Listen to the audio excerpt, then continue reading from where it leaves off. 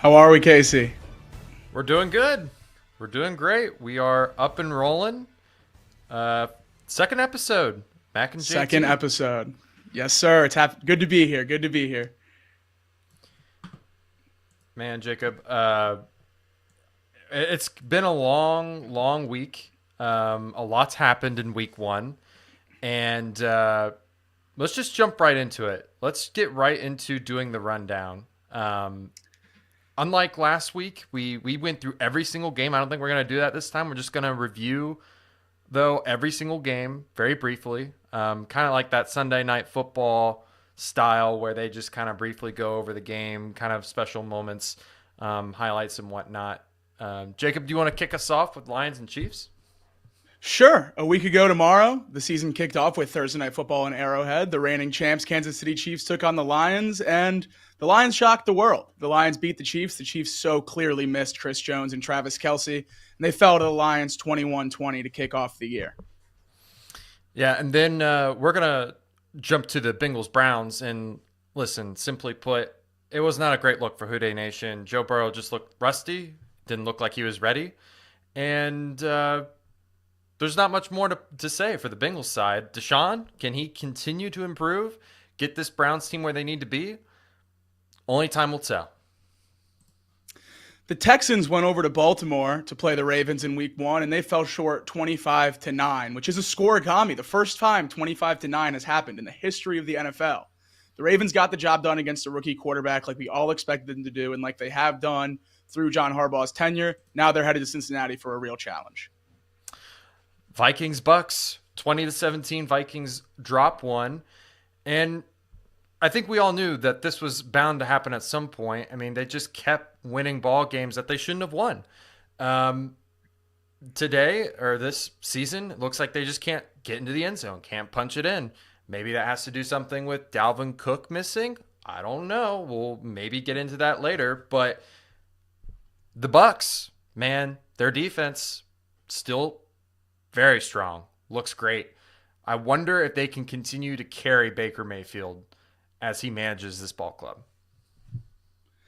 The Jaguars wasted no time this season putting new addition Calvin Ridley right to work in what appears to be one of the league's most exciting offenses this year. Ridley had an insane first week with 8 catches and over 100 yards.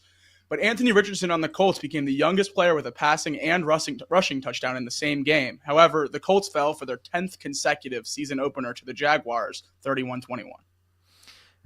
Panthers at Falcons. Let me tell you, I tried to tell you guys last week, Falcons defense, that looks good. It looks like it's up for the challenge. I know it was against a rookie quarterback, but it's Bryce Young. Bryce Young is a good quarterback, okay? Jesse Bates, we all know and love him from Cincinnati. He balled out, and he showed you why he deserves to be paid like a top safety. And the sad part was Desmond Ridder, I said that he would look average. He looked below average. He looked really bad, looked really lost out there. But despite that, had a really good stat line. If you look at the box score, all he really needed was his solid defense and a good run game, and he can win you ball games. Let's see if that continues moving forward. The Niners and the Steelers took part in what I can only describe as a good old-fashioned butt whooping. The Niners won 30-7, and the Steelers didn't even get a first down until their last drive of the first half with under 2 minutes to go.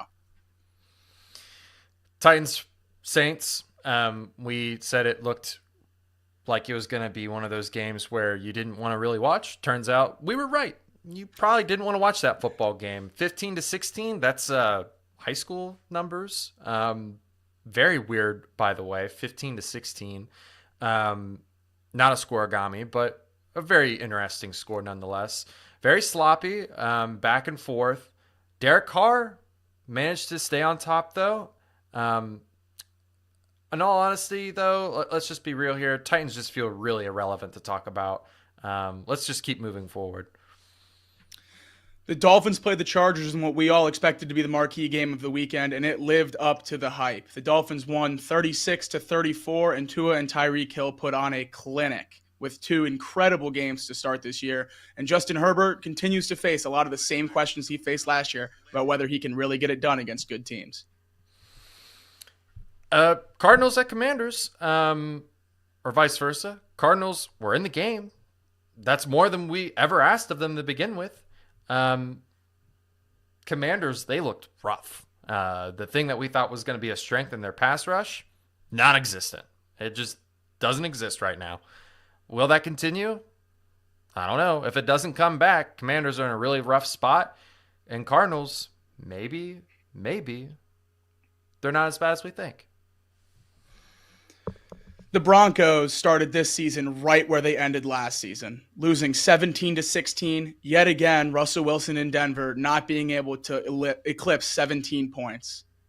Jimmy G looks like the game manager Oakland might need to keep that offense afloat with weapons like Devontae Adams. They might not be as bad as we expected.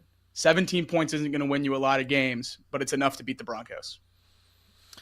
Packers at Bears. Fidget spinner was in full action.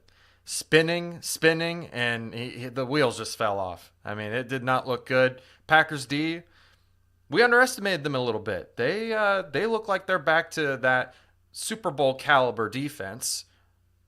I just wonder if Jordan Love can maybe take that next step. He looked good. Let's see if that continues. One of my biggest takeaways from the weekend was in this next game. The Rams might not be so bad. Sean McVay is an elite coach, and it turns out Matthew Stafford can make any weapon look all right. Puka Nacua with over 100 yards, Tutu Atwell with over 100 yards, and the Seahawks played one of the worst second halves I have ever seen. They ran a total of 14 plays and lost 30-3. Eagles, Patriots, Mac Jones, he looked like he was back to his old self again, back in his rookie season. Maybe Matt Patricia did really, really stink. And let me tell you, the Eagles, they're top dog. I mean, despite them looking a little rough around the edges, they got it done. And that defensive line, the strength of theirs, it's not gone away. Jalen Carter, Jalen Davis, those two are monsters.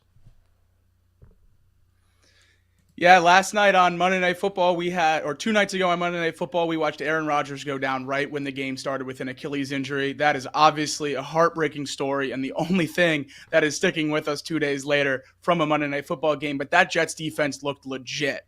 They played great. Breece Hall looks healthy. And honestly, I have more questions about the Bills now than I did last week. 22-16, the Jets win on the backs of no other than quarterback of the future, Zach Wilson. And quite possibly the most boring game of the whole week, unless you're a Cowboys fan. Giants, man, I don't know how much more they can get out of Danny Dimes in that offense. It did not look good. I don't see how they can continue moving forward with that offense the way it is right now. And from the Cowboys' perspective, how about them Cowboys? How about them Cowboys? They're the number one team in this league. Or they have to be. Or are they? Have to be. I don't know if they are. They look really good on defense, but I'm not sold on offense whatsoever. We'll get more into that, though, here shortly. Jacob, that was our first review of the season, recap of the season. Is there anything that stuck out to you before we start getting into these games? Yeah, the couple things that stuck out to me, I'm just going to point out a few things in order of the games we went down. The Chiefs clearly missed their two big guys. I mean, Chris Jones was clearly missed on the defense, and no one could catch the ball on the Chiefs' offense. Those weapons are even worse than I could have dreamed of as a Bengals fan. I mean, it's hard to watch Patrick Mahomes throw to those guys, and I love watching Patrick Mahomes fail, and it's hard for me to watch. Bengals-Browns, there's nothing to talk about there. I know you're a Bengals fan just like I am, and boy, oh boy, was that a hard way to spend my Sunday.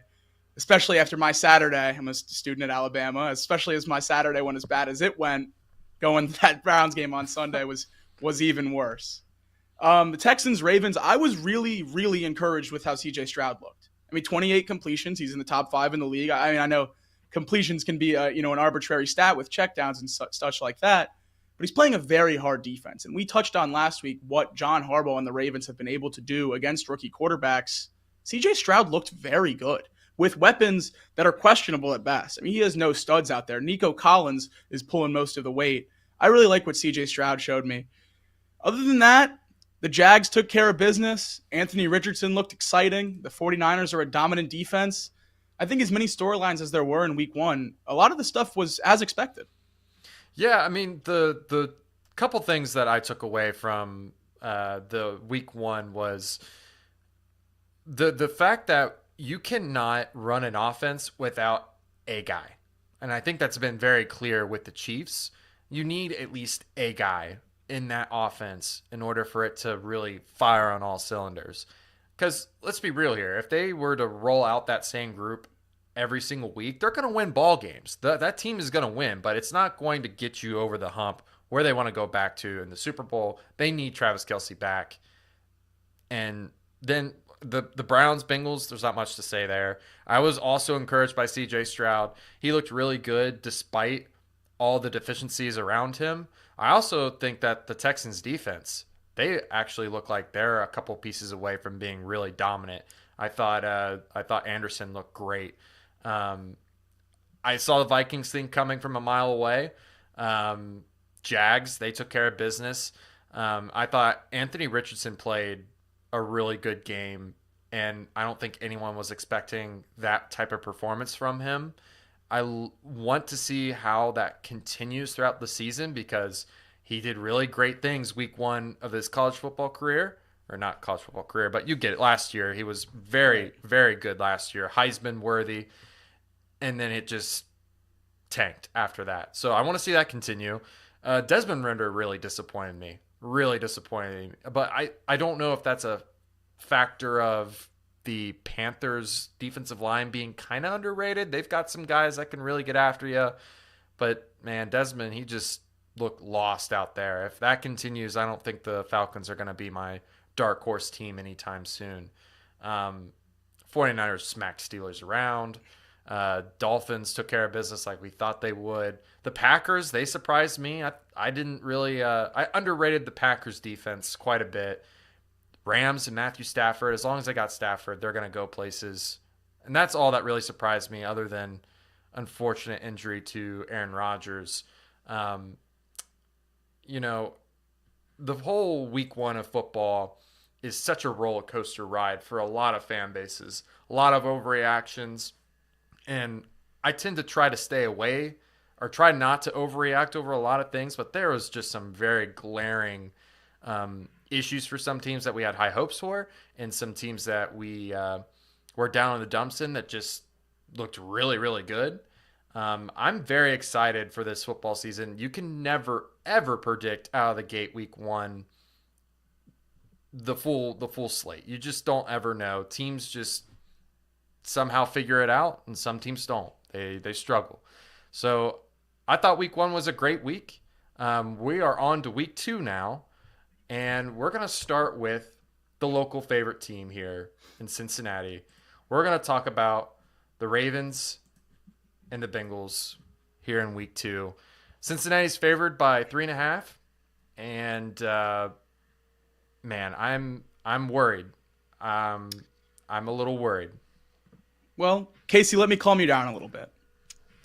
When I was watching the Bengals get manhandled for 60 minutes by the Cleveland Browns, I was looking at my TV and I said, I can't do this next week. I can't take this next week. We can't start 0-2 for a second year in a row, and we much less can't start 0-2 against two divisional rivals. So you know what I said, Casey? I said, I'm going to get in that car and I'm going to drive home. I'm going to the Ravens game this weekend because I got to be in that field in my jersey, just like I was last year when we won in the playoffs, so we don't lose to the Ravens again. So I'm doing my part. I just hope the Bengals can do their part when Sunday rolls around at 1, time change. When Sunday rolls around at 1, I hope the Bengals can do their part as well. Yeah, I mean, I think the Bengals long-term will be okay. I guess I'm more concerned about the number one seed at this point. You can't afford to go 0-2. That's why I feel like, at least in your division, you can't go 0-2 in your division. You're going to let that number one seed go away because then you're fighting just for your division at that point. It's a race to finish atop of your division. And let me tell you, the Ravens, they always play us very tough, right? I don't think we've ever really, unless you want to take away the 2021 season where we just manhandled them, but last year they played us tough, despite injuries, despite the disadvantages that they had. The Ravens, they always come out and they always show out. And this Bengals team, they don't always show out, and it always seems like they struggle early on in the season. And Joe Burrow just looks so unlike himself. I just don't know if he can have that big of a turnaround this early on. Like it took him a few weeks before he was Joe Burrow again. And where they're at right now, I hope what the game plan is for them is to run the ball. Give Joe Burrow time to get into the game. Don't let him don't make him be Superman right away, right? Let him try to feel himself in the game, get him back into a groove, give him some easy stuff, and then let it loose when it matters towards the end of the ball game. Until he shows you that he's Joe Burrow, the staff really took a chance last week, just letting it loose in the rain for all intents and purposes, and they just they made a mistake. I feel like they made a mistake doing that. They had a terrible game plan for the rain, and they never changed from it. They targeted T on the same fade route, one-on-one, over and over and over again, and they were determined to make it work. They've done it in the past where they end up getting to a point where they're just so good and efficient at those plays that it just doesn't matter. They outman them. But in the early going, it never works. They need help early on in the season. They need the easy stuff to get going. And I hope that's what the staff does this week. Now, on the other side of the football, Jacob, the Ravens, luckily for the Bengals, they didn't look 100% either. Lamar, he was rough. He did not look 100% out there, making a lot of mistakes. I don't know if he's yet comfortable in that offense yet. It could be because of his injuries, just him being off the field for that long. But, man, this would be the opportunity to get a win.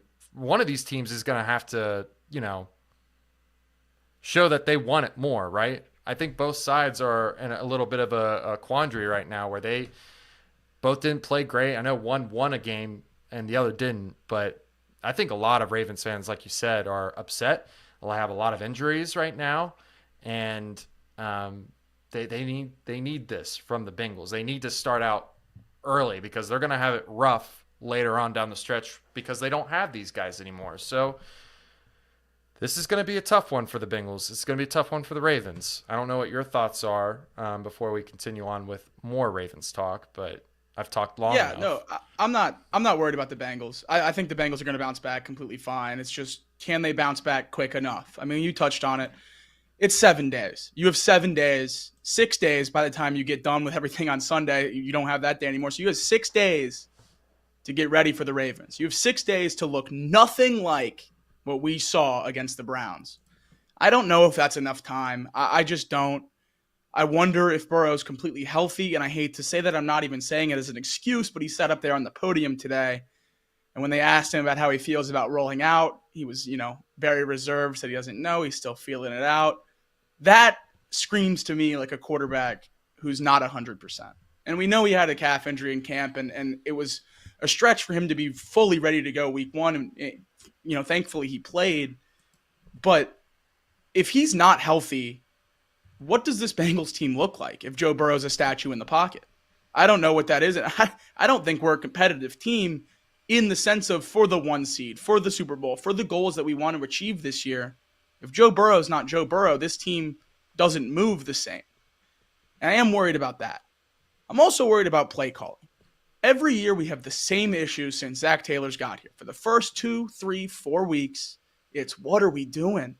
Maybe Zach Taylor shouldn't be calling plays. Maybe we need to look at the offense. Maybe we need to, blah, blah, blah, whatever the question is. But every year there's issues with play calling right out the gate. And then once we reach the middle of the season, I don't know what it is, but something changes and everything works out. And the offense starts to roll and we open up the playbook and we use the whole field. Jamar Chase ran routes straight into the sideline. Didn't use the middle of the field at all on Sunday. That play calling opens up later in the season, but why do we wait? Why does Zach Taylor feel like he has to wait so long to really open up the playbook. Just do it week 1. You saw what the Dolphins did. Tyreek Hill's running all over the field. Has 215 receiving yards. Use these guys. We have studs. We have a $50 million quarterback and two $20+ million receivers on the open market. Let's use them. Let's spread the field out. And then maybe when Joe Mixon's rushing for 5 yards a carry and it's pouring rain and your quarterback's not completely healthy and T. Higgins can't catch any of the 10 go routes, you throw him down the sideline, maybe you give it to Joe Mixon.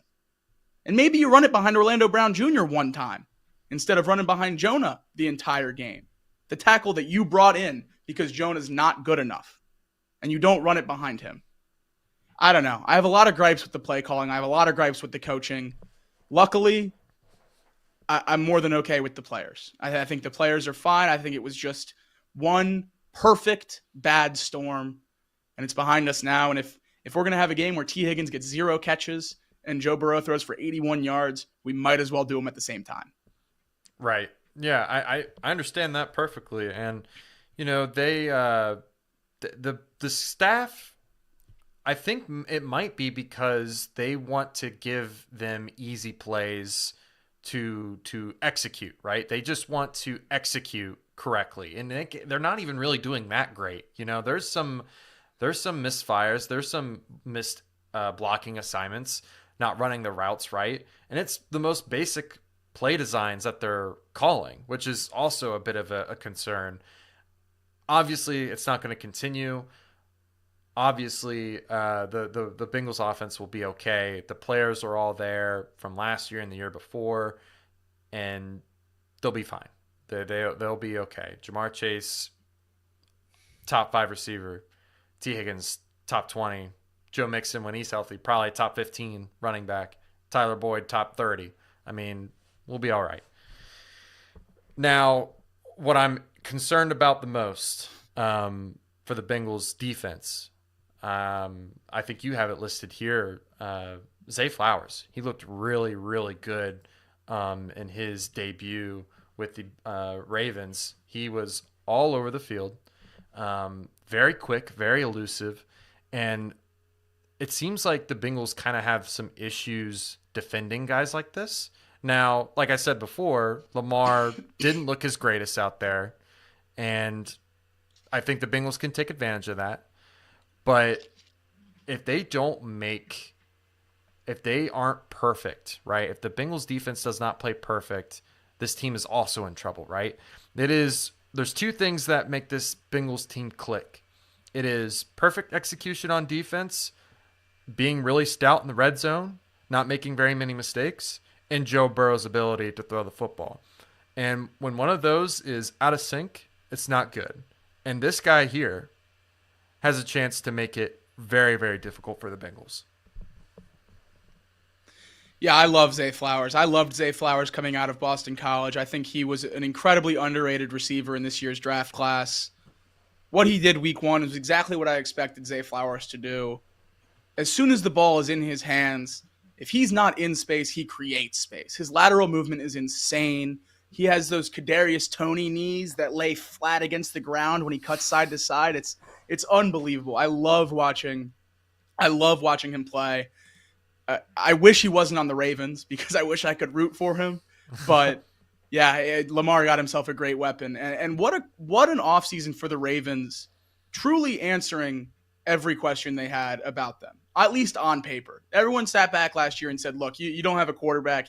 And whether Lamar was hurt or whether he was holding out for his contract, whichever one it was, there was an issue at quarterback. They went out and they extended their quarterback. And then you said, Lamar's never had a weapon. Well, they went out and got OBJ, and then they drafted Zay Flowers. The Ravens did what the Ravens needed to do to feel good going into Cincinnati, going into a team that is the rung above them. They need to beat the Bengals. Now, you can say whatever they've done, but the Bengals beat them in the playoffs. The Bengals have gone further in the playoffs. The Bengals are the gold standard in the AFC North right now. And in order for the Ravens to go back to the top, like their fans insist that they were, they need to beat the Bengals. And it starts this Sunday, and I don't think they're going to be able to get the job done. Yeah, I mean, they're limited, right? I mean, JK's out for the season. Marcus Williams, he might be out for the season. Their safety. Marlon Humphrey, he has a chance to play, but there's a chance that he doesn't play. Their starting corner. Tyler Linderbaum, He's also going to be out this week, more than likely. Ronnie Stanley, he's going to be out more than likely this week as well with a sprain. And then another thing, Mark Andrews today was limited at practice, doing the same exact practice schedule Monday through Wednesday that he did last week when he didn't play. If Mark Andrews doesn't play, along with J.K. Dobbins, Marcus Williams, Marlon Humphrey, Tyler Linderbaum, and Ronnie Stanley, this is just another story of us playing the Ravens. We're going to beat them, and then Ravens fans for the next however many weeks are going to say, oh, we weren't healthy. We're all hurt again. It's just the same story again and again. Yeah, at some point it gets tired, right? And at least this time they have Lamar Jackson. Like, that's right. They have their quarterback. They have their guy. If they can't get it done with their guy, then you got to just shut up. That's simply it. Now, perfectly put. Spread is 3.5 for the Bengals. Who are you picking in this game? 3.5 is a lot of points, but I'm not going to pick the Ravens. So I'm going to take the Bengals, and I'm going to feel good about it. All right. Well, I'm actually picking the Ravens in this one just because of that hook. That 3.5 is it's just, I feel like the game is going to come down to a field goal. That's my only explanation. I just have a gut feeling, and usually my gut feeling turns out to be right. And when I don't listen to it, it turns out to be wrong. So, I'm picking the Ravens in this one. I think it's going to come down to a field goal. They always play each other really, really tight, really, really tough. And, it's not to say I don't think the Bengals will win. I think they will win. It's going to be close. It's going to be close. The Bengals have an opportunity this week to really shush a lot of the doubters after an atrocious week one. I think it would be a gross misuse of a beautiful opportunity early in the season to rewrite the ship to just win by 3 points. I think you need to go out there against a banged-up Ravens team that didn't look good against Houston, and I think you need to make a statement of sorts and say, look, we're still the Bengals. We still are contenders in the AFC. And I think that applies to the other teams that we're going to get into, the Chiefs and the Bills that lost already last week. If you lost last week and you're expected to be a perennial contender, this is the week where you need to come out and plant your flag in the sand and say, look, I'm still here, and I'm still ready to compete long-term, and I think that's what the Bengals are going to do against the Ravens. I sure hope you're right. Because we're both Bengals fans. We really want them to win. We're trying to be as unobjective as possible and try to be fair, but it'll be easier once we get out of the division. Yeah. Who day. Let's move on. Chiefs versus the Jags. This is a very interesting game. What are your thoughts on it before I go deep into the woods? Rematch of the AFC quarterfinals last year. Jaguars Chiefs, and what a game that was. That game went down to the wire. Bengals fans were holding out hope to not have to go back to Arrowhead the whole time, and we're going to get it again this week. And the Jaguars were very exciting, even though their game ended up being pretty close. Calvin Ridley, what a first game. What a first game in that Jacksonville offense. He had, 8 catches for over 100 yards and a touchdown? Unbelievable numbers. But what we were all worried about with the Jacksonville Jaguars reared its ugly head, and the offensive line struggled. But even worse, former All-Pro guard Brandon Sheriff went down with what appeared to be a lower body injury. That O-line could not afford to lose someone like him, much less in week one. I'm worried about that offensive line long-term for the rest of this year. I know you're an offensive line guy. I know you're a Brandon Sheriff guy. Do you think that's detrimental to the Jaguars' offense? I do think it is. However, Trevor Lawrence played a pretty good game despite that. And, I think the score is a little misleading too, because we'll get into this play. It's not on this video here, but the Tank Bigsby play was very, very strange, and they called it a touchdown. It was such a weird play. The rule is, you got to play through the whistle. Like, you got to play until the whistle's blown. He didn't, coughs up the ball, and it goes for 6. So the score is a little bit misleading. But offensively, he looked fine. He threw for 241 yards, 2 touchdowns. That's about his stat line average from last year. I don't know. I'm not super, super concerned. However, they play a team this week in the Chiefs that just got back Chris Jones. and you're without your Pro Bowl guard now, that might be a little concerning. I don't know what you think, what your thoughts are on that. That might be my key to the game here. But I mean, I just let's fade out of that.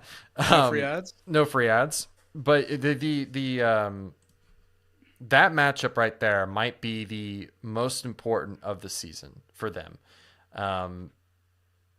Everyone has the Jags getting that number 1 seed in the AFC. They've seen the schedule. They say they have a chance to make some noise here, but they gotta show that they're here, that they're legit. I think last year they were really close to making that happen.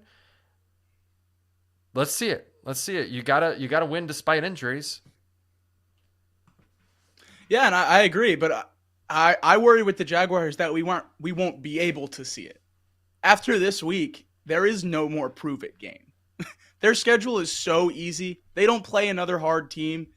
If the Jaguars don't win this week, there's going to be this image of the Chiefs winning in week 2 in the back of my brain the whole playoffs. Because the Jaguars, we're going to watch them roll the Colts and then roll the Texans, the Texans, and then beat the Titans. We're going to say, wow, the Jaguars are sitting here at 14-3. The Jaguars are the 1 seed. Holy cow, they must be really good. Oh, wait, remember week 2 when they played a really good team, when they played another contender and they got the brakes beat off of them? I don't know. I can just see it. I can just see it in my mind right now. They're still the Jaguars and they're still the Chiefs. I just don't think the Jags are going to turn the corner quite yet and do it this week. Well, that is not a vote of confidence that I was expecting. So you think that the Chiefs are that much better with Chris Jones and Travis Kelce, that it's not going to be a repeat of what happened last season? I do. I think Chris Jones and I think Travis Kelce moved the needle so drastically that Chiefs offense is going to look almost. I think the Chiefs offense we're going to completely forget about last week, and it's going to look just like years past. Patrick Mahomes is going to be running in circles, throwing the ball into the sky, and it's just going to land in Travis Kelce's arms. That's what's going to happen on Sunday, and I really think Chris Jones is going to go out there and he's going to remind the Chiefs why they should have just extended him in the first place. And, offensive guys holding out doesn't seem to ever work out. We talked about that with running backs. Defensive guys, I feel like when defensive guys get their contract, get back on the field, they make plays right away, especially pass rushers. When pass rushers get that big deal, Nick Bosa had 2 sacks last week. These guys, once they finally get their foot in the door, once they're proven right, they're going to show out. And I think that's what Chris Jones is going to do against a questionable Jaguars O-line that got worse. Well, you see the spread there. Kansas City's -3. I'm assuming you're taking that. I am. And if you're feeling frisky and want to buy that down to 2.5, put as much money as you can find on it. Oh, man. See, in my mind, I'm just thinking that the Jags, that they've improved enough. I get your argument about the Chris Jones thing. I think that is reasonable. Maybe it's the preseason hype, man, that I just think they're expected to be number 1 or something. -3, I think it's going to be a field goal game, so I'm going to take the Jaguars in this one. I think it can come down to a field goal. I think Calvin Ridley can move the needle a little bit for the Jags. They didn't have him last year. He looked like he balled out. That's another big matchup. Calvin Ridley, Zay Jones, the rest of those receivers, Evan Ingram against a Chiefs secondary that against the Lions. Josh Reynolds had a great game. Amon-Ra St. Brown obviously did what he does, but they let 2, 3, 4 receivers on that team put up sustainable yards, and the Jags have much better weapons than in Detroit without Jamison Williams healthy and rookie Sam Laporta up there. So I expect Evan Ingram, Zay Jones, and Calvin Ridley to really have a big day, but I think the Chiefs defense is just going to be way too much for them to overcome. The Chiefs pass rush in particular. Well, let's continue. Let's move on. Stay on pace here. Jets at Cowboys. This is a interesting game just because of the Aaron Rodgers injury. I don't think we believe that the Jets are going to go very far, but I mean, they went 7-10 last year, and it's not that far away from 9-8 or whatever the record would be with above 500. I mean, it can happen, right? That's pretty much what I'm getting at, and I'm not going to be taking the Jets here, but I don't think it's unrealistic to think that this is actually going to be a close game, and let me tell you why. Despite the Jets' offense being anemic, I think the Cowboys' offense it didn't really get a good test. I think the Giants were out of that game the moment that the field goal was blocked in return for a touchdown. The moment that happened, they were completely out. They were done. And then the pick six. I mean, there was just so much about that game that completely had the Giants mentally out of that game that I don't know if it was really a fair test for the Cowboys. Now, they had one or two drives where they really put something good together and drove down the field like 75 yards, but other than one or two of those drives, they were in Giants territory with the ball. Like they had lots of opportunities that were just gifted to them. Lots of opportunities to just kick a field goal, and maybe I'm looking too harshly at it, but the Jets defense is going to be a lot better than the Giants defense. And I think they proved that against the Bills. And I think they proved that they can create a lot of turnovers, which they were missing a lot last year. And if they can do that against Dak Prescott, who was a turnover machine last year, I don't know. Maybe there's a chance that they can keep it close. I don't think they're going to win the ball game, but -9. That was all I needed to see to make me believe that the Jets could cover this ball game. Yeah, I mean the Jets showed you who the Jets are going to be on Monday night, and I think that was a perfect representation of what they're going to look like for the rest of the year. It's going to be a reliance on the run game. They brought in Dalvin Cook because they planned on competing for a Super Bowl. Well, now Dalvin Cook has a different role. Dalvin Cook and Breece Hall are going to have to take the weight off of Zach Wilson's shoulders. I truly think Zach Wilson can quarterback this team to a playoff spot, or at least to the conversation late in the season. I think the defense is good enough. I think the weapons are good enough. And I think the running backs are good enough. Yeah. Their whole season just went completely the other direction, though. Nathaniel Hackett, Rodgers' buddy, is coming in to coach that offense, and now he has to coach Zach Wilson. You got Allen Lazard, you have Randall Cobb, you have all these guys that he's bringing in, his wish list of players, his best friends to come play with him for one last hurrah, 2 last years. And now they're playing with Zach Wilson. You have Garrett Wilson going ADP, top 10 in fantasy drafts. People love Garrett Wilson, think he's going to have an insane year. 75 seconds into the game, Aaron Rodgers pops his Achilles. Now what's Garrett Wilson? The Jets are very, very, very hard to analyze because you hope Rodgers did something with Zach Wilson over the summer. You hope he could do something to make him better, because we all hope that Zach Wilson could sit behind Rodgers for these 2 years and then come out the end of that tunnel a completely different quarterback, the guy that we thought the Jets took second overall. But now that timeline just got shrunk down, and Zach Wilson has to do that starting now, and I don't think he can do it. But we'll see. That defense truly is good enough, I think, to give them a chance. And before we move on, I just want to say like how detrimental that loss is to the NFL in general. Jets had 5 primetime games, I believe. They played their first one last Monday. Now they have 4 left, so you're going to have a quality issue there. But not just that, but losing Aaron Rodgers was massive. It was such a huge hit. You could tell that the fans are devastated. I feel bad for them, honestly. I feel bad for Rodgers, too. I mean, he doesn't get to necessarily go out his way. I mean, an Achilles injury could be 18 months. It could go into next year. And that sort of injury, you might never be the same. I wonder if he does play next year, if he can, if it's like a 12-month recovery. What are your thoughts on it? Because I don't think, my opinion, I don't think he's coming back. I think he's done. I think the only way Aaron Rodgers retires is if he, is if he can't play next year. If the recovery is too rigorous and the recovery is too bad, and we get to say June or July, and he says, "Look, there's no way I can be in NFL shape for next year." If Aaron Rodgers can, I don't mean play like Aaron Rodgers. If Aaron Rodgers can just play quarterback, I think he's going to be out there next year. No competitor is going to go out like that. If he was okay hanging it up right now, he would have just done it after Green Bay and not went to New York. He wants to play football. He wants to compete. He still thinks he has some left in the tank. And he obviously cares about where he falls all time on rankings and stuff like that with statistics. I fully expect him to come back next year. I just do. That's what I've watched Aaron Rodgers my whole life, and the kind of quarterback that I think he is one that comes back next year and goes out on his own terms.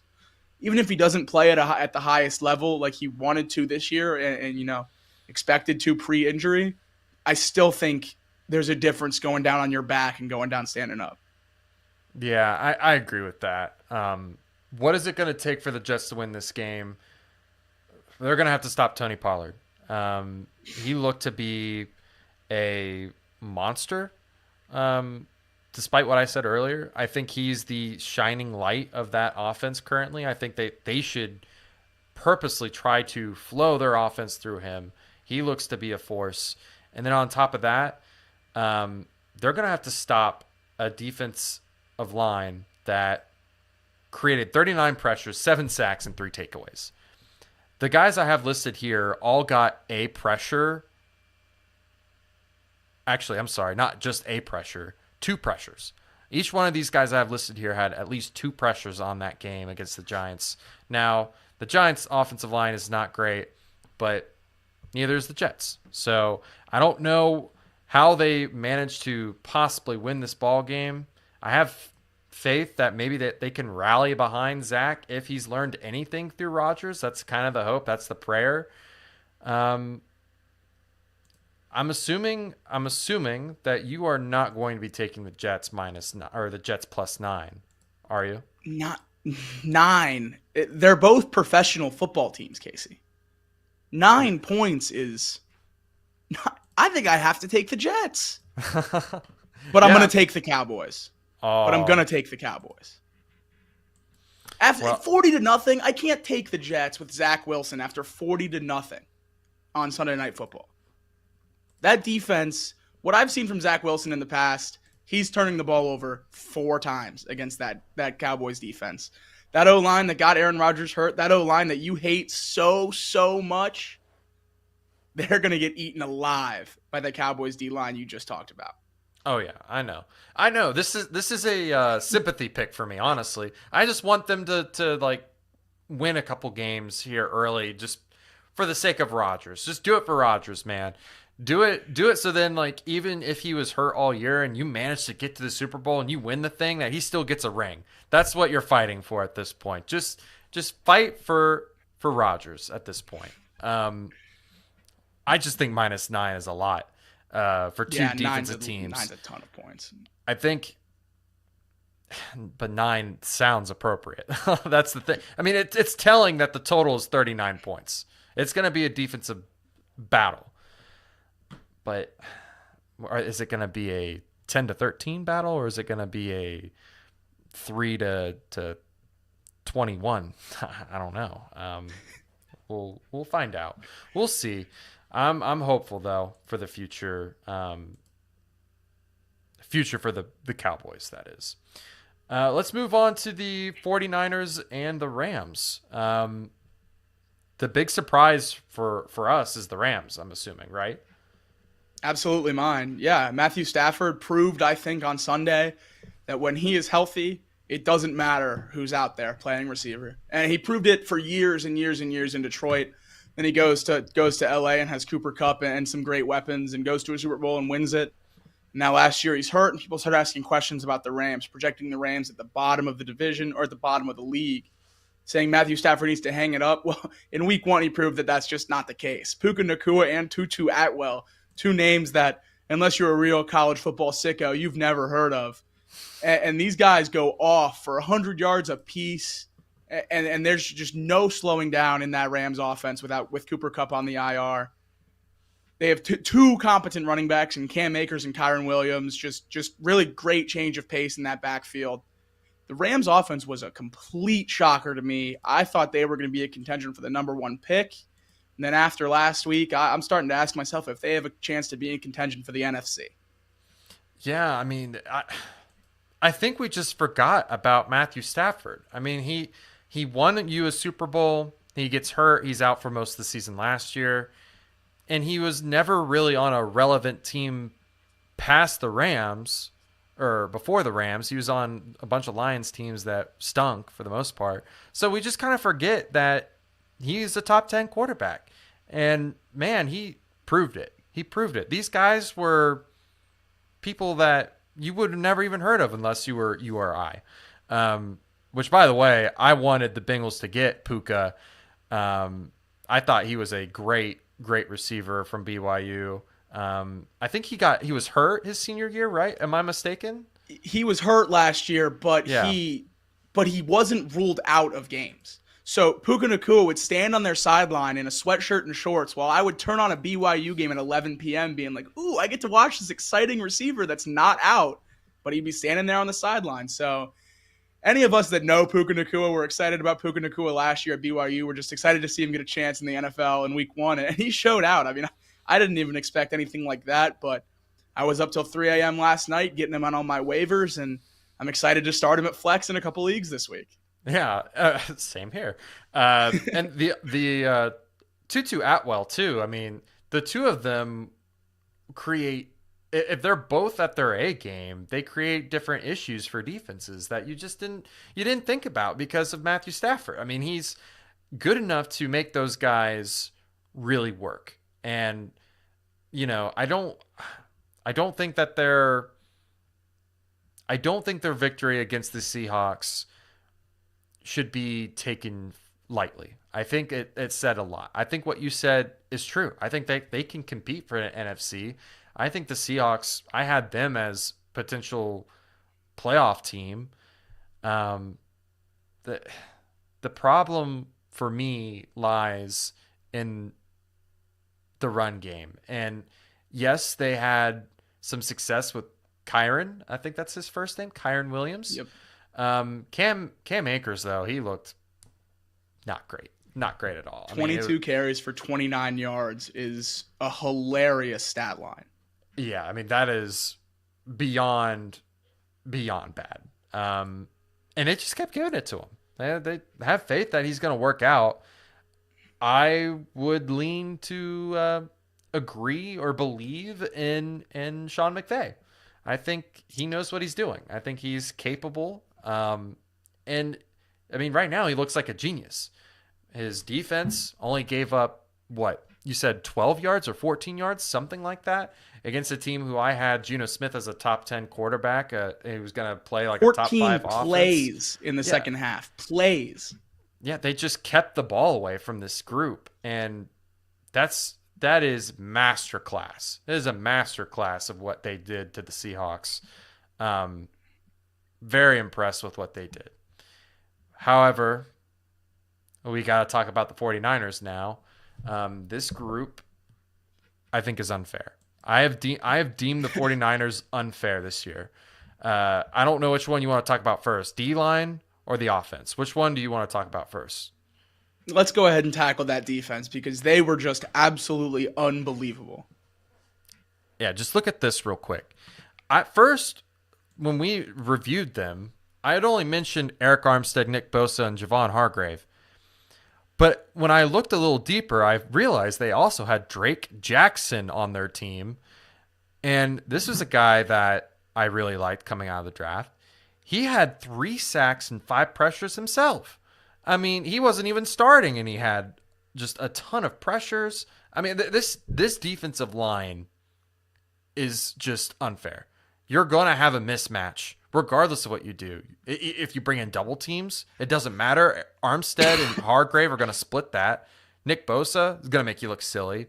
And if Drake Jackson continues to play like he did last week, watch out. Watch out. This might be the best defensive line that we possibly have ever seen in football. Their defensive line last year was in the top of the league, and then they went out and added Javon Hargrave. I mean, they have guys from left side to right side, every position, names that you know, names that you recognize, names that you circle on the scouting report and say, uh-oh, I don't want to play that guy. The Niners have about 5 of them on that front 7, and it's just unbelievable. But I wonder how dominant that defense is. And I know they're great. I know they're one of the best defenses in the league. But is the Steelers' offense anything? Is the Steelers' offense worth talking about? Did we really learn anything about the Niners' defense that we didn't know going into the year? They dominated a young and thought to be improved offensive line. Maybe it just wasn't improved. They allowed limited rushing yards against a team that struggled to run the ball all year last year. Kenny Pickett, who didn't look good at his rookie year, struggled. Part of me wonders, maybe the Niners defense is just the Niners defense of old that we've come to know and love. And maybe the Steelers are just the Steelers offense. And maybe that game was just a really good defense against a really bad offense. And this isn't a world-beating team that's going to just steamroll everyone on the way to the Super Bowl. I think Sunday was much more telling about the Steelers than it was about the Niners, in my opinion.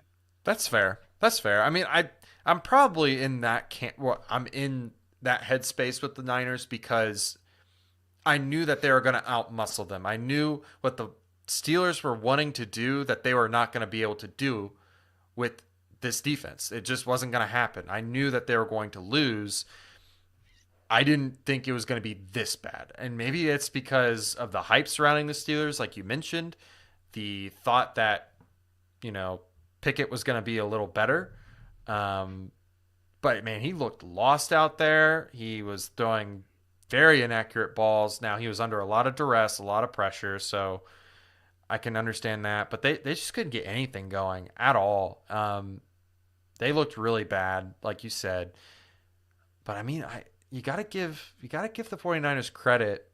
They were doing it bringing 4. I mean, you know what I mean? Like they weren't like sending crazy blitzes all the time. I mean, they sent in some blitzes here and there. But majority of that was just rushing 4 or 5 guys. I mean, it wasn't like they were doing anything crazy, and they were getting home early and often. You got to give them credit. They threw they threw them off, and it never seemed to to recover from it. And that leads me to the defense. Well, I guess the 49ers offense, because we're not talking about the Steelers just yet. Their offense was also just lights out, man. I mean, they've got playmakers everywhere. Brock Purdy seems to be legit. He's making throws that only the elite quarterbacks make. He's making very calculated, aggressive throws that I was very proud of for him. He just seems ready, and he was under a lot of pressure as well, but he played better in pressure. He was able to avoid sacks, get out of the pocket when he needed to, step up when he needed to, make the throws he needs to. He's got 2 really good receivers in Ayuk and Debo.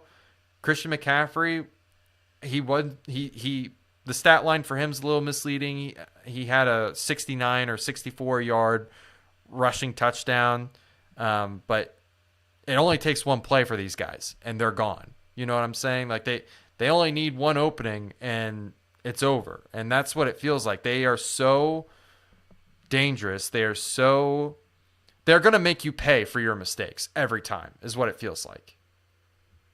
Absolutely. They have talent all over the field on offense, just like they do on defense. Household names everywhere.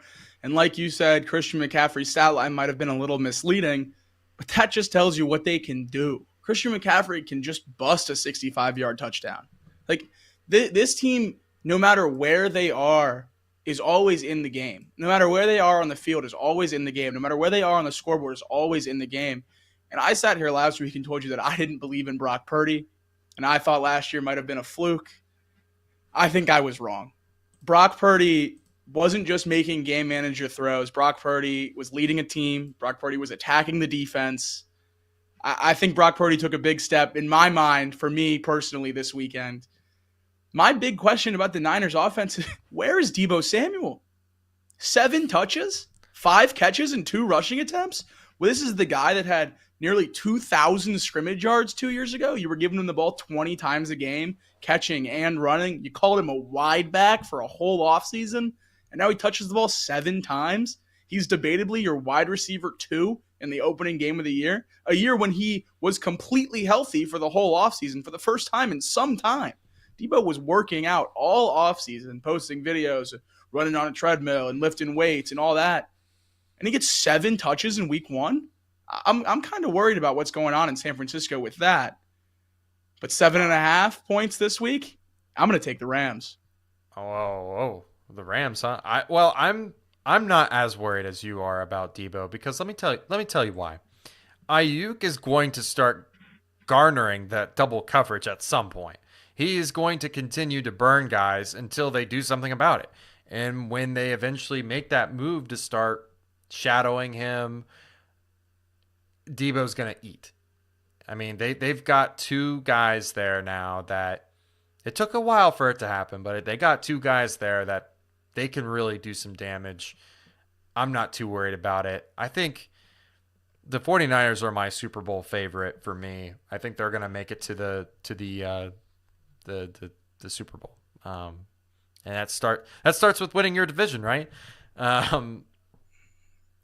And I still just can't get over the fact that the Rams have like no one on defense, which isn't true. They have people on defense. Right. They're just a lot of rookies that probably only you and I really know. They're a bunch of 3rd-round guys like Kobe Turner and there's another guy. I have it written down somewhere. But anyways, you get my point. The Rams, I can't get past it. I think it's going to be a blowout again. This 49ers defense, it doesn't matter how good your offensive line is. They're going to get home. They're going to get pressure. And I feel sorry for Stafford because he might get hurt. I won't My thing lie. with the Rams after last week and Stafford showing us that he's still here, he just has a way of keeping games close. If you're going to give me Matthew Stafford and a full touchdown, I have a hard time looking at the other way on that. Yeah, a whole touchdown. Well, that's just how much faith I have in the Niners. They've been your team since day one. You've loved the Niners this year. I've loved them this year. They haven't let me down yet after 1 week. Well, let's go ahead. Those are our key games for the Sunday slate. And now we'll move into the primetime games. And going into week 2, we have 4 primetime games. Sunday Night Football, 2 Monday night games, and then tomorrow's Thursday night game. Casey, the first Sunday night game, or the Sunday Night Football game, is Dolphins Patriots. Patriots got right back into that game with Philadelphia this week. Mac Jones looked pretty serviceable at quarterback. Is he the guy in New England? Yes. Sure. The answer is yes. Mac Jones, I think, is the answer. I think last year said more about Matt Patricia than anything else. Mac Jones, he played great his rookie season. I mean, he played great his rookie season. It was his rookie season, and I'm going to continue to keep saying it was his rookie season because, Mac Jones doesn't look like a rookie anymore. He looks better. 33 of 54, 316 yards, 3 touchdowns, throwing to a bunch of nobodies. Juju's a number 2 receiver. Hunter Henry is a old washed tight end. I mean, what more is there to really say? I mean, they looked really, really good, Jacob. They looked really good against a Super Bowl caliber defense, and they didn't even get to use one of their greatest strengths, which was the run game. As soon as the Patriots have that option to start running the football, I think the sky's the limit. I mean, look at these throws that he's making. These aren't just like easy dink and dunk throws. He's throwing over top of guys. He's putting the ball right where he needs to. What more can you ask from him? I think Mac is a serviceable quarterback in the NFL, but I think that's where that stops. I don't have faith in Mac Jones leading a team to a Super Bowl or anything along those lines.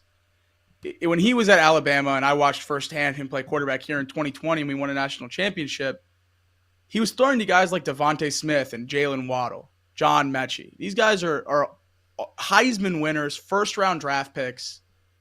Now you see him with not quite as good of weapons last year, and oh no, what's going on? He doesn't look different. You say it's Matt Patricia, you might be right. That could be true. Maybe he goes out this year and he burns it down.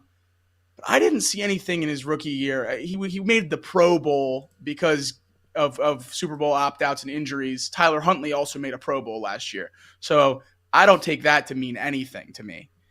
I haven't seen enough from Mac to make me think in a division with Tua and Josh Allen and for a second Aaron Rodgers, and in a conference with Joe Burrow and Patrick Mahomes and only getting better, I just don't think Mac Jones is good enough to really be a guy in New England that you expect to compete for a Super Bowl. I just don't think he is that level, especially with their weapons that you touched on. They have nobody. They have maybe wide receiver 2s. I would say wide receiver 3s. Kendrick Bourne is probably their best shot. He was their wide receiver 1 this week in targets and receptions.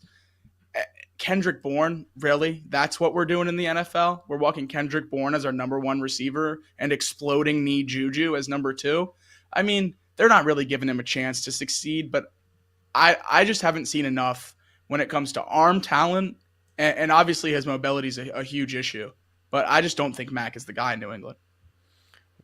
That's a very strong take, in my opinion. I thought he played really good, man. And this is a Super Bowl defense. I thought his rookie season he proved that he didn't need a lot. You know, I mean that was the narrative his rookie season. He didn't have a lot of guys surrounding him to make a lot of noise. This year, I mean, he's got Juju, he's got Kendrick Bourne, but let's not forget they also have Devontae Parker, I believe, which maybe that adds another layer to this team that puts him over the edge. I don't know. And Hunter Henry and Mike Gesicki, those two, I think, also give him a security blanket that he didn't have before. And let me tell you, man, Matt Patricia just ruined this team last year. I'm so mad because the Patriots team was not as bad as it was last year. It was not nearly as bad as it was last year. And it was a lot due to Matt Patricia making this team look just incompetent. Very, very terrible scheme. And now that they have Bill O'Brien back there calling plays, I mean, he went toe-to-toe with the Super Bowl runner-ups. I mean, and the Super Bowl runner-ups, man, that defensive line might be the second best defensive line in football. They looked great. And they were getting pressure, and it didn't matter. Mac Jones was just throwing the ball where he needed to on the dot, and I was very impressed with him. I thought it was very telling, too, that he threw the ball 54 times. 54 times. I mean, they have a lot of faith in the quarterback if you're asking him to throw the ball 54 times. And it came down quite literally to the very, very last play where they had to overturn a call. They had to overturn a first down call in order to end the football game. I mean, he was right there. A throw that he hit. A throw that he put in the right spot. Right. I mean, I don't know, man. I really like the optics of where the Patriots are going. However, they play Miami. And Miami, they looked incredible. Tua looks like he's picking up his old MVP caliber self after his concussion scares. Tyreek Hill looks like the Hall of Famer that we all know and love. Even Jalen Waddle, despite him only getting 4 receptions, had 78 yards. I mean, that's nothing really to scoff at. And they had a competent enough run game where when they got into the red zone, they were able to punch it in. I really, really like this Miami offense. What do you think?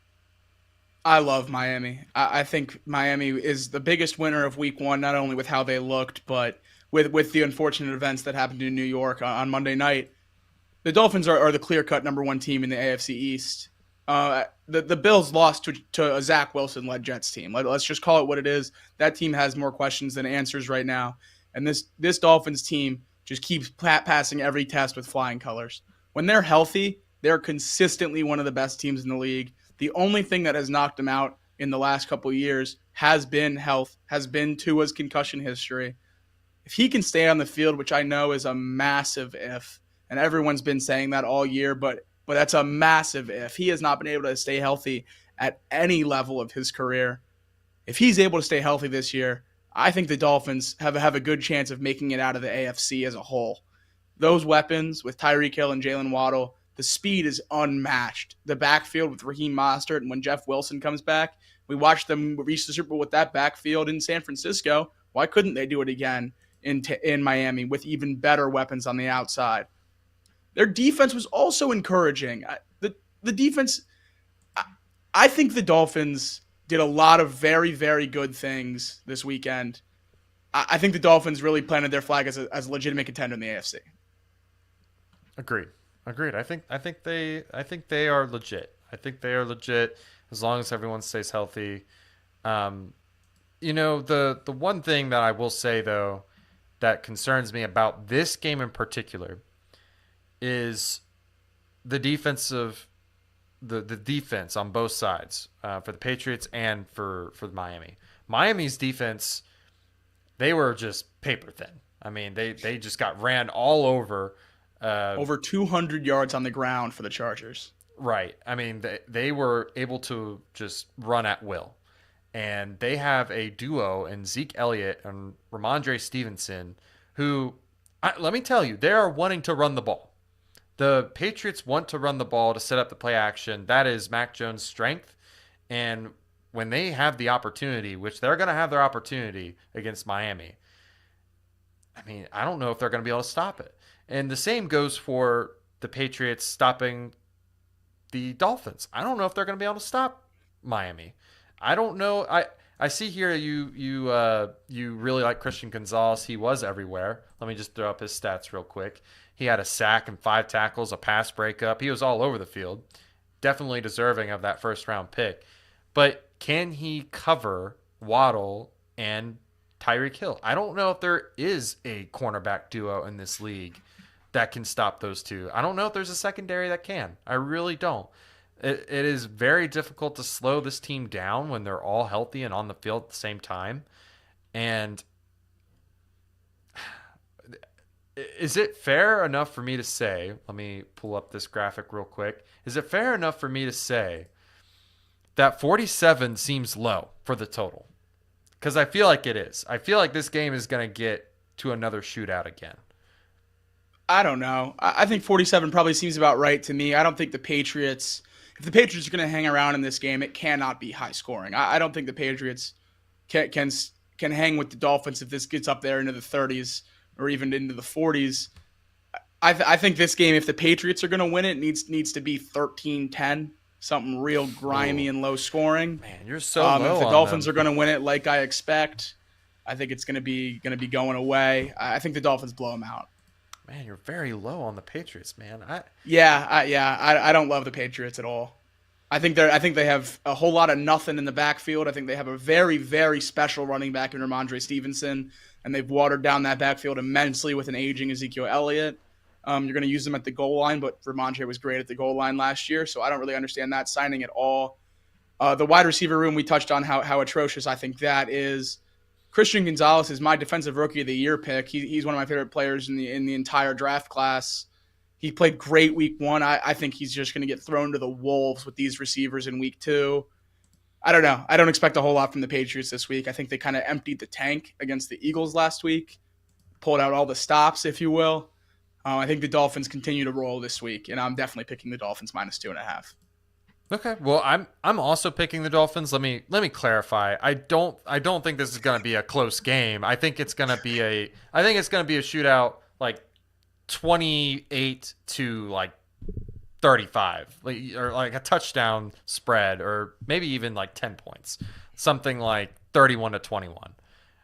And maybe that's not considered a shootout, but that would get you over the 47. That's kind of what I'm getting at, is 47 seems low. I think the Patriots can score 21 points. I think the Dolphins can score 30. That gets you over. That's where I was coming from on that perspective. your model is showing comfortably in the 50s. So go ahead and jump on that 47 and make you some coin, Casey. Yeah, I think that was what I would be doing if I was betting this game. Let's move on to Saints at Panthers. That is not our actual picks. Sorry about that.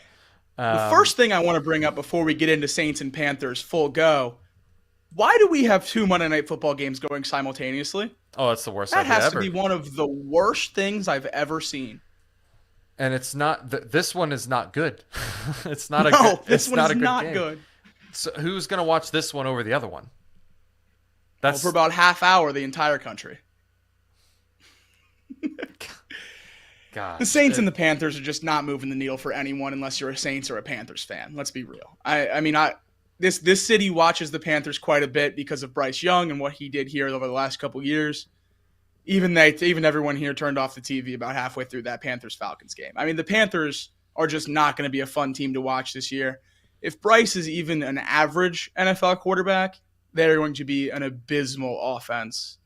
They have nobody. Miles Sanders had 22 touches on offense yesterday. 22 touches for Miles Sanders, 18 carries and 4 receptions.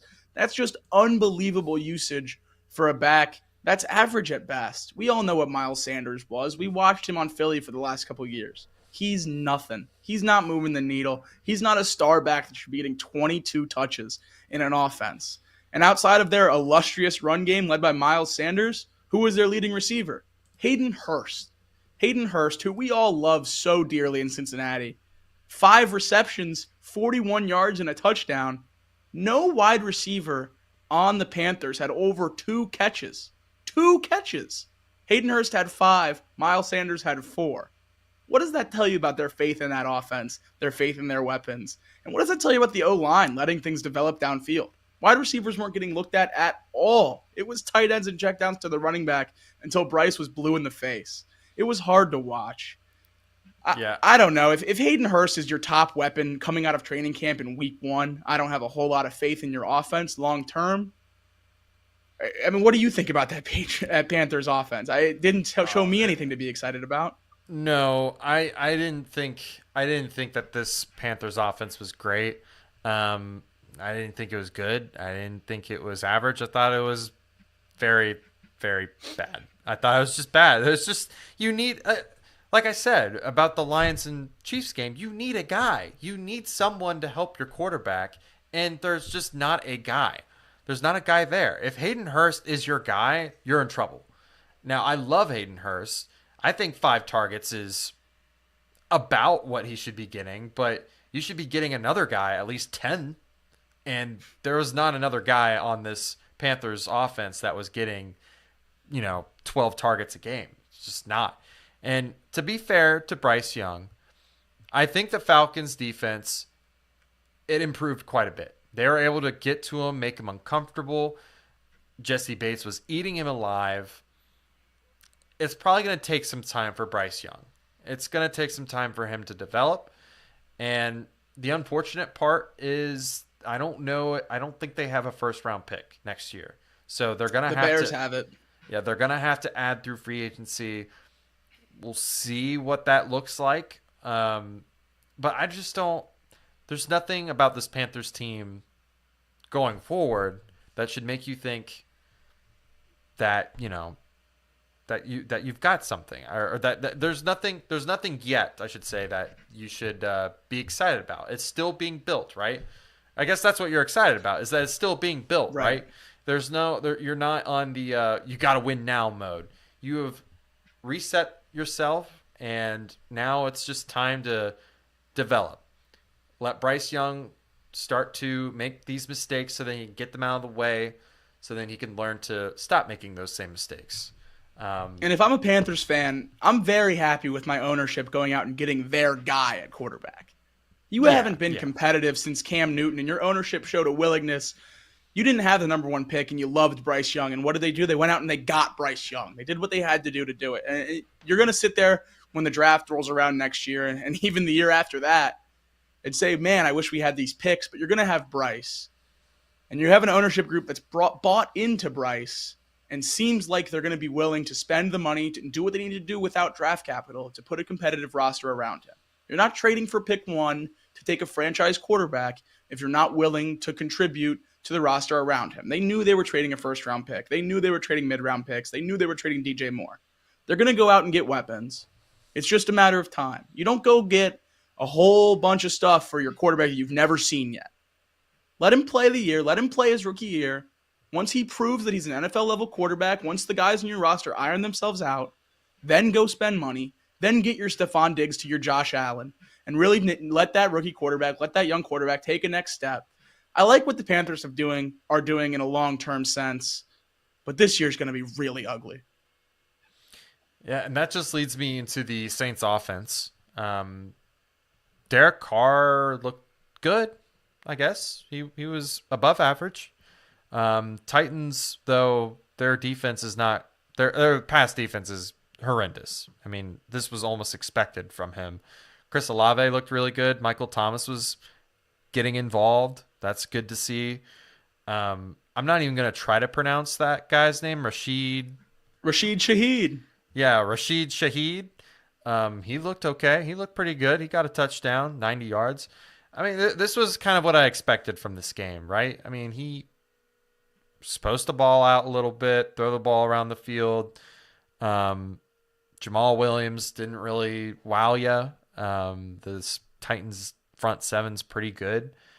Against this Panthers team, I expect maybe similar results. You know, a lot of throwing the ball around, getting Jamal Williams involved a little bit, and I expect the Saints to win.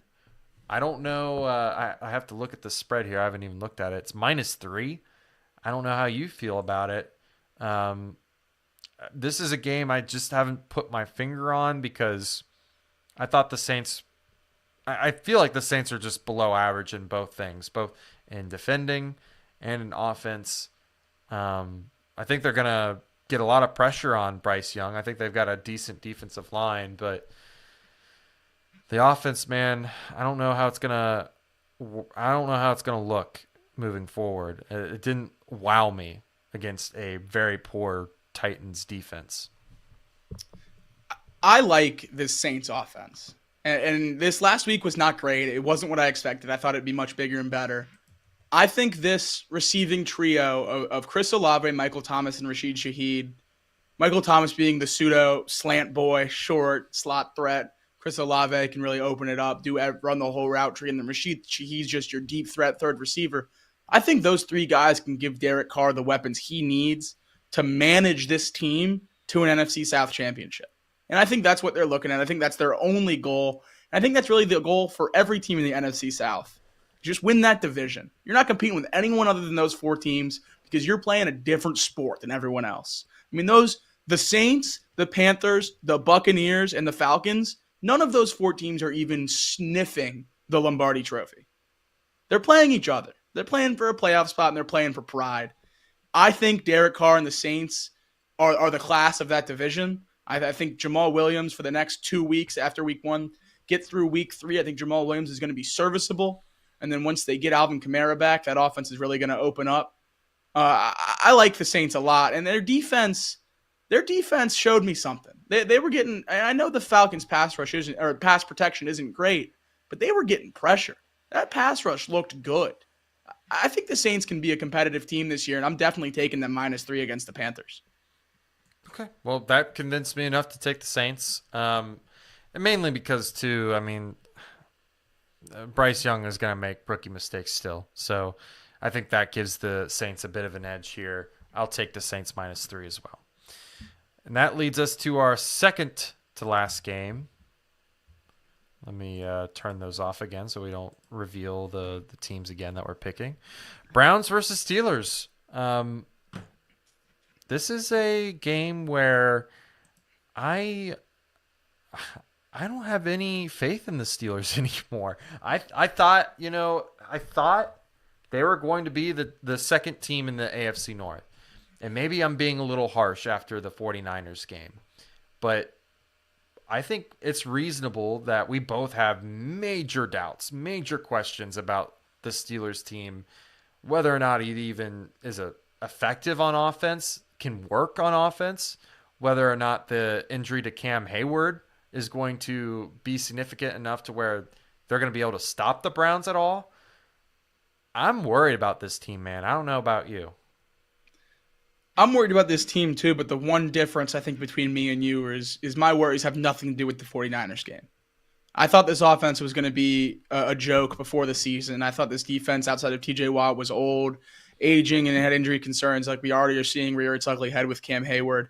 I didn't think the Steelers were going to be all that special going into the season. I had them finishing last in the AFC North, and that hasn't changed after week one. The Steelers kind of showed me what I expected, and that's why I have reservations about the 49ers still, is because of what I think of the Steelers.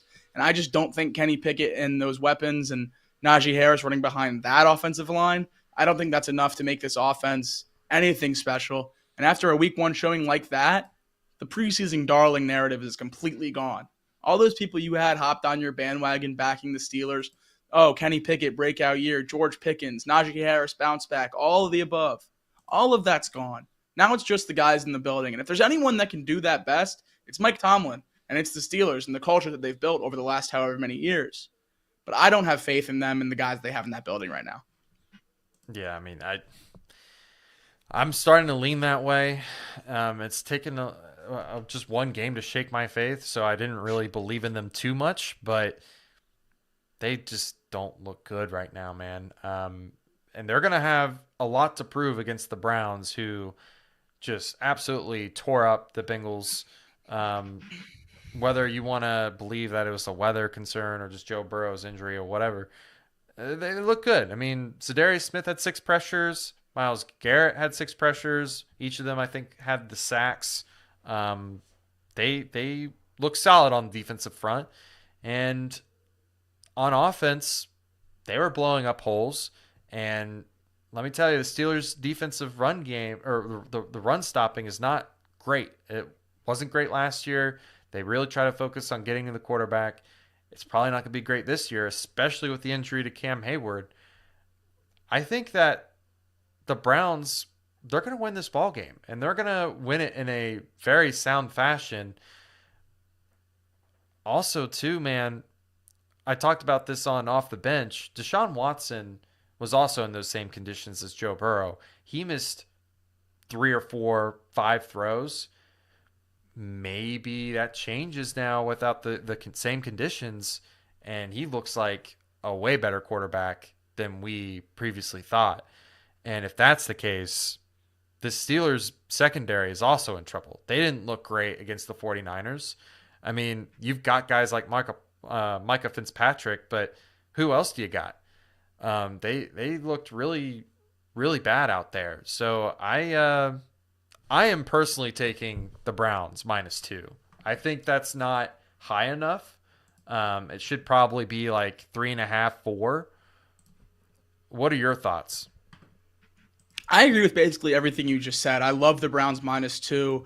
The one worry I do have is they did lose Jack Conklin. And after how last week went and how dominant their win over the Bengals was, no one's talking about that. Well, that's one of the best bookend tackles in the entire league, and he's now out for the season. I think that's gonna be something to keep an eye on for Cleveland as they plug and play Dawan Jones at right tackle. Casey loved him coming out. I watched Ohio State a whole bunch when he was there. He was productive there. He didn't allow a sack in week 1, so we'll see how that holds up. But anytime you have to walk a rookie out there at offensive tackle in the National Football League, we'll see how that goes. And now he has to play TJ Watt, so we'll really see how that goes. Yeah. Just to go on a little bit of a tangent here, Dawan Jones is going to prove me right. The Browns are going to prove me right. He should have been a lot higher of a pick. I have that much faith in him. I think he's going to show why he deserved to be at least a top 50 pick in this league. And he'll show it against TJ Watt. So we'll see. I hope so. I hope so, man. I've been a very staunch supporter of him. We'll see how that goes. Let's move on to our last game and the Thursday night game. Tomorrow's game that's coming game. up tomorrow. We got the fraud Vikings and the Eagles, Super Bowl runner-ups. And let me tell you, I think this is going to be an ugly game. I really do. I think last year they played each other and this was a like 28-3 or 7 ball game, I think it's a very similar outcome this time around as well. I think Hurts, he's going to look like his old self again. I think the Eagles defense is going to be all over Kirk Cousins. It doesn't really seem like the Vikings really improved anywhere. They didn't really improve protecting Kirk Cousins. They didn't really replace Dalvin Cook. Alexander Mattison is maybe the same, if not worse. And then the Vikings defense, they can't get pressure anymore. They lost to Darius Smith and Dalvin Tomlinson, and they just looked bad. They looked bad against a Bucs offense who, I mean, they didn't get any pressure on Baker Mayfield, and they should have. They really should have. There's like 3 injuries to that Buccaneers offensive line right now, and they had like maybe 10 pressures on the day.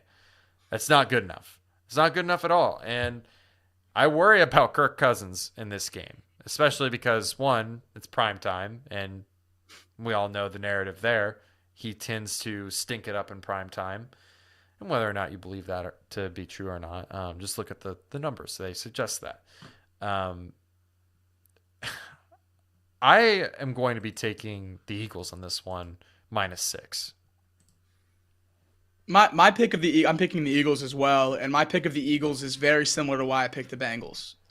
I think these are two teams that were expected to come in this year and just really roll from week one and just show that they were going to go all the way to the Super Bowl and dominate this year. And even though the Eagles did win in Foxborough, they might as well have lost. That game looked horrible. Jalen Hurts did not look good. The Eagles' offense did not look good. The Eagles' defense really didn't look great. The Patriots were in that game all the way down to the end. I think the Eagles are going to hear all the doubters, and the talent on that roster is just going to rise above, and they're going to really make a statement against the Vikings this week. My one question about the Eagles' offense after week one, my main question with the Eagles' offense after week one, who's the running back? It certainly seemed like Kenneth Gainwell, but they go out and trade for DeAndre Swift in the offseason. Boston Scott always pokes his head in once or twice a year. I'm really concerned about the Eagles' backfield personally from a fantasy perspective, but from an NFL perspective, I think it's a really good thing. They're going to have 3 or 4 quality running backs that they're going to be able to rotate in and use at different areas of the game and keep everyone fresh. Those legs are going to be fresh much later into the year than anyone else, and that's an offense that loves to run the ball. So having fresh legs on your running back in week 16, 17, and into the playoffs couldn't be more crucial for that team. And their defense faltered there at the end, but they really did kind of pick up right where they left off. They were getting pressure on Mac, and the secondary, Darius Slay was everywhere. Darius Slay gets a hand on any ball that's thrown in the air. It's unbelievable. He had a pick, and he should have had a second one. The Eagles' defense, I think, is going to give Kirk nightmares, especially in prime time, like you pointed out. Yeah, and I just looked it up. It was 7-24 that game. Wasn't even close. Kirk Cousins went 27-46, 221 yards, a touchdown, 3 interceptions. Jalen Hurts, on the other hand, 26 of 31, 333 yards, a touchdown, interception. Not to mention Jalen Hurts also ran for 57 yards and 2 touchdowns. Yeah, I mean, this was a blowout in all facets of the word. I think we're both high on the Eagles. I think they're both going to turn it around after a very poor performance versus the Patriots, unless you think the Patriots are better than what you think previously, and I think they're better. Let's get into. Do you have any picks or props for this game? If not, I've got the prayer. I was going to take DeAndre Swift's rushing yards. Now, the number is not out yet because Kenneth Gainwell has not been ruled in or out. Running back props on Betfred are not available until I assume tomorrow for the Thursday night game with the uncertainty in the running back room. But I love DeAndre Swift's rushing yards this week and quite literally don't care what it is. I think he's going to get the ball at an insane rate, especially if Kenneth Gainwell doesn't play, which he hasn't practiced the last 3 days. DeAndre Swift over on rushing yards. And if you can find a way to get him into your fantasy lineups this week, do that too. Yeah, I was searching and searching and searching. I was trying to find something that I really, really liked, really loved. And I'm going to check one last thing before I make this claim. I think I'm going to be taking Alexander Madison's under on receiving. I believe right now it is at 15 and a half, which seems really low, but I'm not sure if he really is getting the ball often. Especially when they get down. I think Kirk Cousins is going to try to air it out quite a bit. You look at the numbers last year, which I know it's last year, but Dalvin Cook had 6 targets on 19 yards, and I think Dalvin Cook's a better running back than Madison. And Madison even had 5 targets that game for 6 yards. So I'm probably going to be looking at that, and if it's not that, I'll be looking at Jordan Addison, because Jordan Addison's over, I think, is 35. And 35 seems kind of low, especially for how he performed last week. Now, the numbers for the Vikings, number 1 and number 2 receivers were 52 and 48 last year. I think 35 is doable for a rookie. Now, that leads me into the prayer, which I built this. I love it. I saw the prayer, and I love the prayer. The prayer, Jalen Hurts anytime touchdown score, Justin Jefferson anytime touchdown score, Kirk Cousins alternate passing yards 250, and Jordan Addison over the 35 yards receiving mark. I think that is plus 650. It might be at plus 700 at the current moment. Some of the odds have moved a little bit, but 4 legs plus 650. That's not bad. I think this is doable. Now, it might require some better play from Kirk Cousins, which I think is doable. I mean, this is partially because I think the Eagles might be just kind of getting their footing back. You know, they're got some young talent at defense that is just getting acclimated to the NFL right now. We'll see. I think that this is doable, though. What are your thoughts? I like it a lot. I think Jalen Hurts and Justin Jefferson touchdown scores are crucial legs to a Vikings Eagles same game parlay. Those two were hitting at insane rates last year. We already see Justin Jefferson have a crazy game last week. I think those two are great legs. Definitely going to be sweating out the Kirk Cousins 250 prime time. I don't know how I feel about that one, but pairing it with Jordan Addison, those 4 legs are great. I think we're looking at a winner there, Casey. And even so, if you wanna lower that, if you want to lower by that all means 250, let me just quickly do the adjustment here. I don't think it's that much worse, to be honest with you. I think if you want to do over 230, you're gonna get plus 600. Like that's there you go. That's really and you're feeling not bad better at all. about that. Yeah, you feel a lot better about that. And let me just flip it. If you want to go under 280, I mean it's plus 1200. I mean, oh boy, that's really good. That's really good. So you've got options. I would play with the Kirk Cousins passing yards total, just the total. Just see what you can come up with. See what you like. Definitely looking at now the under on that. That is just insane how much that just spikes up the parlay. But taking unders on player props is a miserable way to watch a game, Casey. I know. That's why I don't usually pick them. But if it's going to increase it twofold, well, that's pretty darn good odds. You can't argue with the numbers. Can't argue with the numbers. That does it for our week 2 episode. How are we feeling after week 2? I'm feeling great. I think that went well, much smoother than last time, and we'll keep getting better. The graphics package is unbelievable. Kudos to round of applause to Casey for working on all that. He did a great job getting that ready to go for today. I think the show looks great. Definitely took a step up from last week. Yeah, I worked hard on it. I think I'm going to get a more systematic way of doing it. It took a little bit longer than I had anticipated, but Um, we'll eventually streamline this process and get it going to where we want it. I hope you all enjoyed that. The ones that were in the chat today, thank you very much for watching. I appreciate it a lot. If anyone has any questions at all, any thoughts that they want to leave with us before we get out here, I'm going to open it up to the chat. Before we end the show, I just want to say, Jacob, two things. I don't know if you watched the show today on Off the Bench. Did you watch it? I caught the first hour right about. So, I had talked about this on Off the Bench. I had a weird dream about you, being the Alabama quarterback and winning the national championship. Well, what a story that would be. Yeah, I was just like, that was a very weird, vivid dream where I was just like, we know this guy and he won the championship. We should have known he was gonna win it. He was gonna win it. We know Jacob, and That's hilarious. It's just this weird bit I had on the show. And then on top of that, since we're on the subject of Alabama, how are we feeling? How are we feeling, buddy? We got USF this week. Got to get right.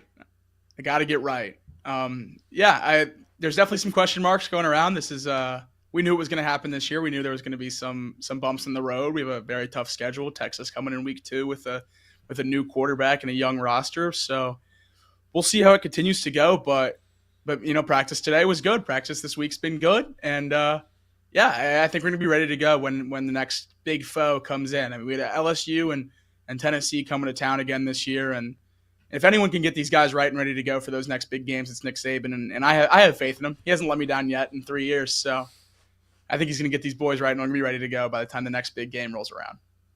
Fair enough. Well, that, I think, does it for today's episode. Thank you again, chat. Thank you again, Jacob, for doing this show. I appreciate it a lot. And we'll be back next Wednesday, 7:30. I plan to be just a little bit more prepared. I think we're just about there on my end on what I need to do in order to have a really good show. And maybe we'll see a little bit more video. I know I played some highlights, but towards the end there, I stopped showing them because I just didn't have them. I wasn't prepared for them. So that does it from my end. What are your closing thoughts, Jacob? Just want to reiterate what Casey said. We know we're two idiots that sit here and talk about the NFL for a couple hours on a Wednesday night. So we appreciate you guys tuning in and watching and supporting us as we continue to do this. All right. Well, thank you everyone again. We'll see you next Wednesday.